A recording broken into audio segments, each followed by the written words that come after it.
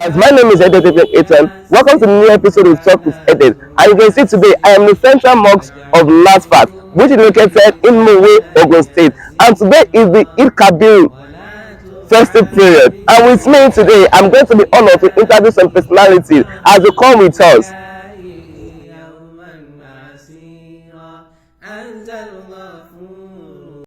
Come again. I'm with a favorite brother, a brother of honor.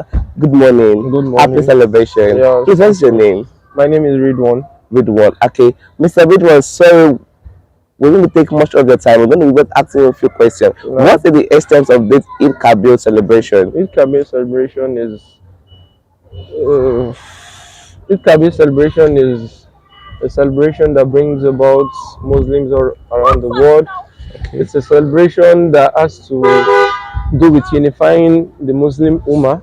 Okay. So it's a celebration that symbolizes the obedience to God, because the one that was directed to do, the one that started the celebration at first, who is Prophet Ibrahim alayhi salatu wasalam, was obedient to God. He was looking for a child, and God said to him, if he gets a child, Okay.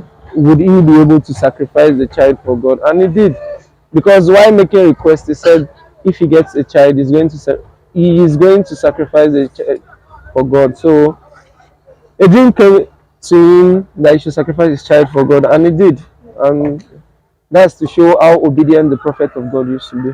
So, And that is how the celebration started. yes, that's why the essence is to show, just like the preacher said, Gratitude. yeah, aside from gratitude, obedience in all ramification. Even the child was obedient to the father.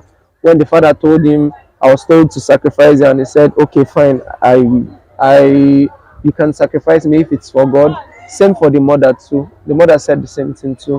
That Okay. it's all for God. That it's God that owns us all. So you can sacrifice the child. So that's to show the extent to which people obeyed God then, and which is very hard to find in our society right now. Okay. Okay. So now that I find out that there is a rule guiding the celebration, what are the rules? Yes, there's a particular role, that's the sacrificing of ram, or not particularly ram.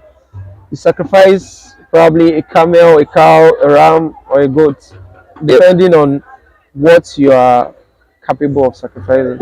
Okay, because I find out that over Hajj, over day, they sacrifice camels. Why here at home we sacrifice rams? Like in the celebration, is it different? No, it's not different. It's just dependent on the availability. People have different things that are available. So a lot of people sacrifice camel too in Nigeria. If you go to the northern side, there are a lot of people that sacrifice camel in the northern part of Nigeria. But over here in Nigeria, what is readily available is ram. If you go to some places, what is readily available is goat.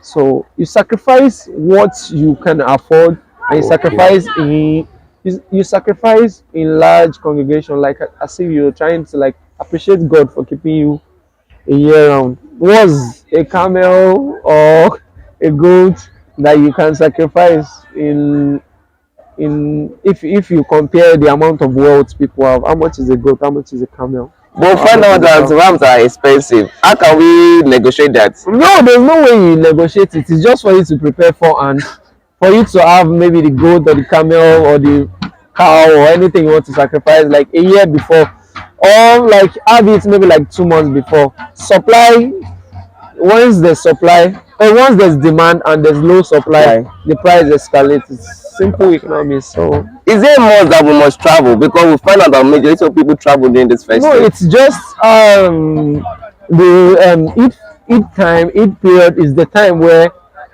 almost everybody have free time. Those that have been working in Lagos, they have free time. And in Nigeria, and most of the world, they've turned it into a culture to be like with their family within this period, and to because everyone is free, so everyone can come together. It's like a get together for families too. Interesting. Yeah. So now that this particular time now, like we can travel anywhere we feel like going to. Yeah, if your families are anywhere, like you can go there. As for me, I didn't travel this year because my family are in Lagos. Lagos, If yeah, they go okay. to, I'm from Oyo. If they go to So Oyo, you're like good. I will be going to Oyo. Okay. Our last question is: what if those who can afford to buy the ram but still refuse? Is it an offense? Yes, How? technically it's an offense because it shows the level of ingratitude they have. Like, come Wow. on, how much is a ram? I'm not trying to be. I'm not trying to say somebody is having a million, somebody is having two 2 million.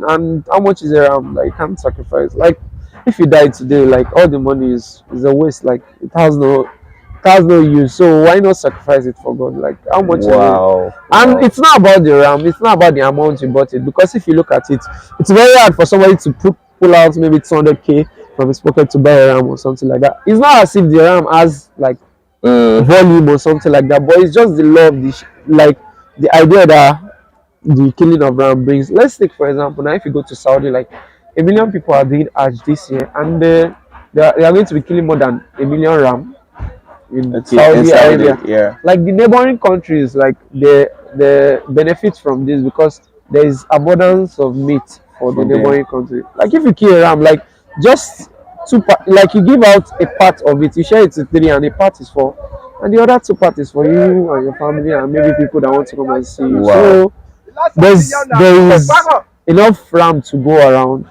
like Okay. for everyone. So if you come to my place, so I could give you ram. Okay, that is the problem. Please, what is the message for our Muslims across the country? My message Message. is for them to fear Allah.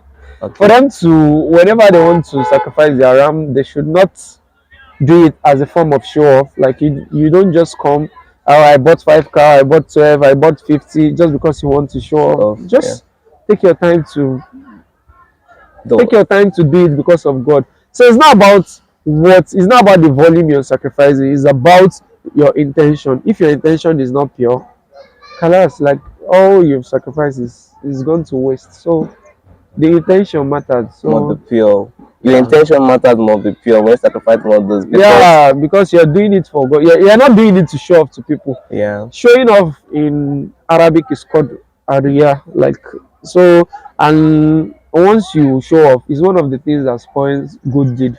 Like if you're doing something and you show off, that means you have taken the you have is like you're now sacrificing it for people and not for God, because you have taken the role of God away. obedience Okay. out of it. All right. Thank you very much for taking your You're time with welcome. us. I'm really, really honored. Ah, I'm blessed of learning and relearning something today. there's no I really problem. We learn appreciate. every day. Okay, so guys, that is the wrap for today's episode. See you next time. I am Edith Evan Ethan Cashier.